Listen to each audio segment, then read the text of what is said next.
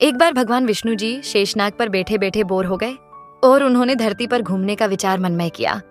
वैसे भी कई साल बीत गए थे धरती पर आए और वह अपनी यात्रा की तैयारी में लग गए। स्वामी को तैयार होता देखकर लक्ष्मी माँ ने पूछा, आज सुबह सुबह कहाँ जाने की तैयारी हो रही है? विष्णु जी ने कहा, हे लक्ष्मी, मैं धरती लोक पर घूमने जा रहा हूँ। तो कुछ सोचकर लक्ष्मी माँ ने कहा, हे देव, क्या मैं भी आपके साथ चल सकती हूँ?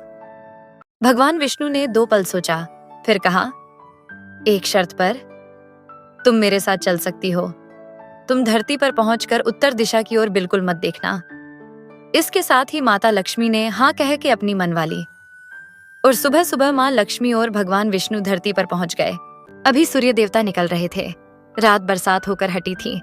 चारों ओर हरियाली ही हरियाली थी। उस समय चारों ओर बहुत शांति थी और धरती बहुत ही सुंदर दिख रही थी और माँ लक्ष्मी मंत्र मुग्ध होकर धरती को देख रही थी और भूल गई कि पति को क्या वचन देकर आई है और चारों ओर देखती हुई कब उत्तर दिशा की ओर देखने लगी पता ही नहीं चला। उत्तर दिशा में माँ लक्ष्मी को एक बहुत ही सुंदर बगीचा नजर आया और उस तरफ से भीनी भीनी खुशबू आ रही थी और बहुत ही सुंदर सुंदर फल खिले थे। ये एक फलों का खेत था। माँ लक्ष्मी बिना सोचे समझे उस खेत में गई और एक सुंदर सा फल तोड़ लाई। लेकिन यह क्या, जब माँ लक्ष्मी भगवान विष्णु के पास वापस आई तो भगवान विष्णु की आंखों में आंसू थे।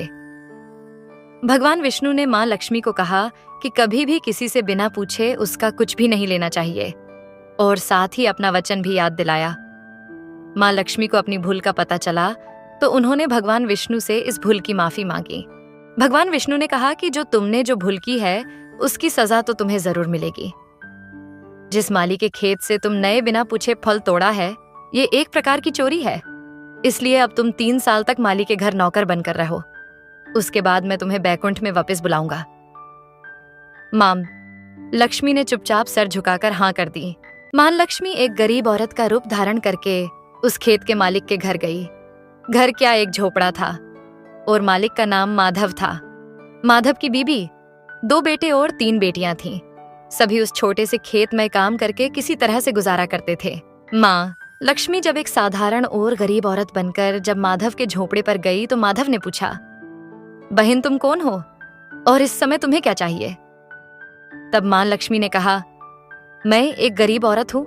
मेरी देखभाल करने वाला कोई नहीं। मैंने कई दिनों से खाना भी नहीं खाया। मुझे कोई भी काम दे दो, साथ में मैं तुम्हारे घर का काम भी कर दिया करूंगी।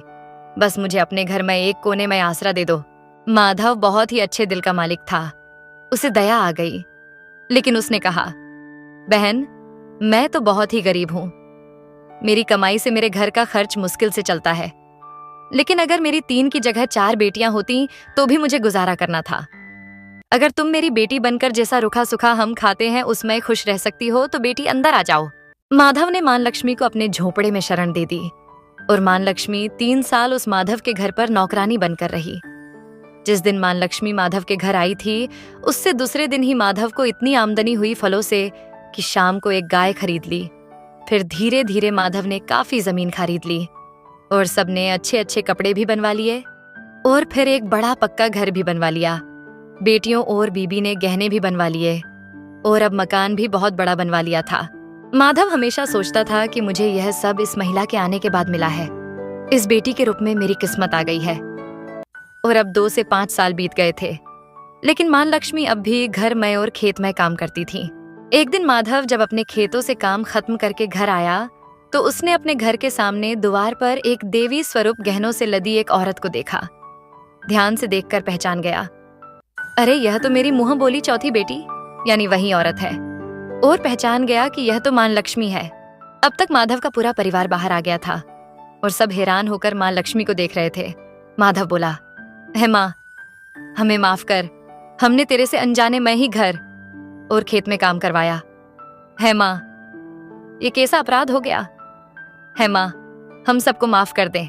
मां लक्ष्मी मुस्कुराई और बोली, है माधव, तुम बहुत ही अच्छे और दयालु व्यक्ति हो। तुमने मुझे अपनी बेटी की तरह से रखा, अपने परिवार के सदस्य की तरह से। इसके बदले मैं तुम्हें वरदान देती हूँ कि तुम्हारे पास कभी भी खुशियों की और धन की कमी नहीं रहेगी। तुम्हें सारे सुख मिलेंगे जिसके तुम हकदार हो। और फिर माँ अपने स्वामी के द्वारा भेजे रथ में बैठकर बैकुंठ चली गई। माधव और उसका परिवार यह बात समझ गया कि इंसानियत, दया और सच्चाई ही सच्चा धन है। माता लक्ष्मी के इस आशीर्वाद के साथ उन्होंने अपने जीवन को और अधिक भक्ति और सेवा में समर्पित कर दिया। इस प्रकार यह कहानी हमें सिखाती है कि जब हम दूसरों की निस्वार्थ मदद करते हैं और अपने कर्मों में सच्चाई रखते हैं तो ईश्वर हमें अनमोल आशीर्वाद देते हैं। अगर आपको यह कथा पसंद आई हो तो वीडियो को लाइक करें, चैनल को सब्सक्राइब करें और अपने परिवार के साथ शेयर करें। मिलते हैं अगले वीडियो में, तब तक के लिए धन्यवाद।